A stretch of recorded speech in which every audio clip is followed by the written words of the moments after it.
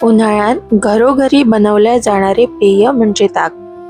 या चॅनलवर वेगवेगळ्या पद्धतीने ताक बनवण्याच्या रेसिपीजची सिरीज आपण घेऊन येणार आहोत. भोजनांते पिबत तक्रम असे म्हटलेले आहे, म्हणून जेवण झाल्यावर शेवटी ताक पिल्याने खाल्लेल्या अन्नाचे पचन नीट होते. उपाशीपोटी ताक पिऊ नये, त्याने पित्त वाढून उष्णतेचा त्रास होण्याची शक्यता असते.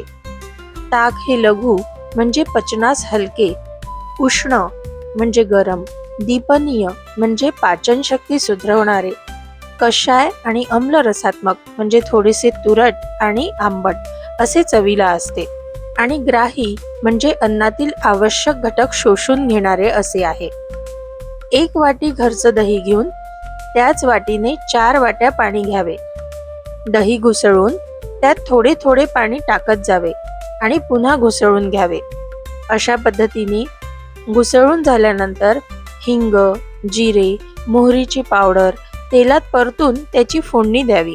असे शास्त्रोक्त पद्धतीने बनवलेले ताक पिल्याने वजन कमी होण्यास मदत होते, आणि ज्यांचे वजन कमी आहे किंवा ज्यांचे वजन वाढतच नाही अशा व्यक्तींनी ताकाचे सेवन न करणे कधीही आरोग्यासाठी चांगले.